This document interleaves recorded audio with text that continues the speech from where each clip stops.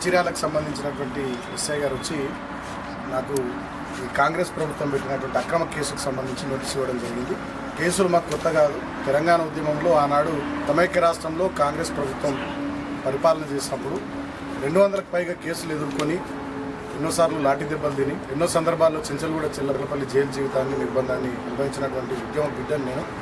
ఇవాళ మళ్ళీ తెలంగాణలో కాంగ్రెస్ ప్రభుత్వం పరిపాలన కొనసాగుతున్నటువంటి తరుణంలో వాళ్ళు అక్రమంగా ఇష్టం వచ్చినట్టుగా కేసులు పెడతా ఉన్నారు. ముఖ్యంగా నేను మన ముఖ్యమంత్రిని వర్ష పదజాలంతో దూషించినని చెప్పి నా మీద ఈ కేసు పెట్టినామని చెప్పి ఇందాక ఎస్ఐ గారు చెప్పి నోటీస్ ఇచ్చే క్రమంలో నేను ఒకటే మాట్లాడుతూ ఉన్నా. మరి ఈ ముఖ్యమంత్రి ఆయన స్థాయిని మర్చి కేసీఆర్ గారిని, ఉద్యమ నాయకుడిని, రాష్ట్రాన్ని 10 సంవత్సరాలు పరిపాలించిన మాజీ ముఖ్యమంత్రి గారిని పట్టుకొని ఇష్టం వచ్చినట్టుగా విమర్శించినటువంటి తీరును మొత్తం సభ్య సమాజం, తెలంగాణ సమాజం అంతా కూడా చూసింది. అదేవిధంగా మా మాజీ మంత్రుల్ని, మా నాయకుల్ని, మరి కాంగ్రెస్ ప్రభుత్వంలో ఉన్న మంత్రులు కానీ నాయకులు కానీ ఎట్లా విమర్శిస్తూ ఉన్నారో, ఎట్లా పరుష పదజాలంతో మాట్లాడుతూ ఉన్నారో ఇలా రాష్ట్రం అంతా చూస్తూ ఉంది. సోషల్ మీడియా వేదికగా ఇట్లా ఇష్టం వచ్చినట్టుగా అవాకులు చవాకులు పెళ్తూ ఉన్నారో, దుర్భాషలు ఆడుతూ ఉన్నారు. వీళ్ళ రాష్ట్రం అంతా కూడా చూస్తూ ఉంది.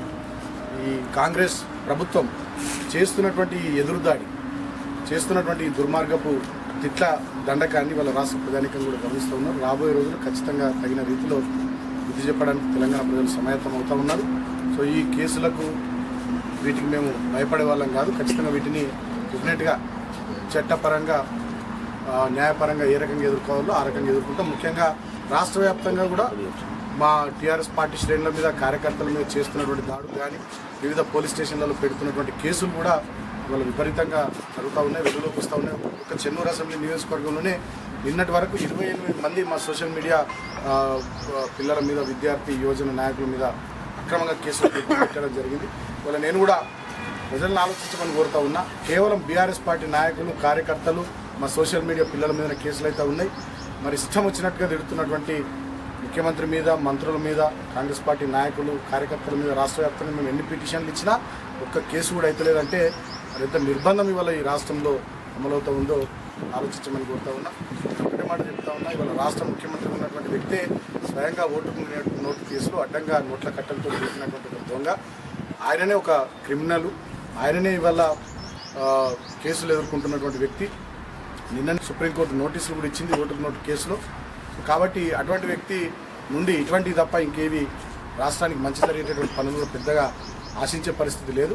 సో ఎన్ని నిర్బంధాలు ప్రయోగించినా, ఎన్ని కేసులు పెట్టినా వేటికి భయపడేది లేదు. ఎందుకంటే ఇవాళ మేము బతికే ఉన్నాం, మా నాయకులు కూడా బతికే ఉన్నారు. మా కళ్ళ ముందర తెలంగాణ తెచ్చినటువంటి నాయకుల్ని పట్టుకొని, తెలంగాణ కోసం అహర్నిశలు తప్పించిన నాయకుల్ని పట్టుకొని, తెలంగాణ నువ్వు గొప్పగా అభివృద్ధి చేసిన నాయకుల్ని పట్టుకొని ఇష్టం వచ్చినట్టుగా మాట్లాడితే డెఫినెట్గా చూస్తూ ఊరుకోవడానికి మేము, తెలంగాణ ప్రజలు ఎవరు కూడా సిద్ధంగా లేరు. అదే కాకుండా వల్ల నా మీద ఇష్టం వచ్చినట్టుగా, మా నాయకుల మీద ఇష్టం వచ్చినట్టుగా మాట్లాడినటువంటి వాళ్ళ మీద కూడా రాష్ట్ర వ్యాప్తంగా వివిధ పోలీస్ స్టేషన్లలో మేము పిటిషన్లు ఇచ్చినాం, చెన్నూరు నియోజకవర్గం ఇచ్చినాం. ఎక్కడ కూడా ఒక కేసు నమోదు చేయకపోవడం ప్రభుత్వం మొండి వైఖరి, ప్రభుత్వ కక్ష సాధింపు వైఖరికి నిదర్శనంగా నేను భావిస్తూ, తెలంగాణ ప్రజలారా గమనించండి, ఆలోచించండి.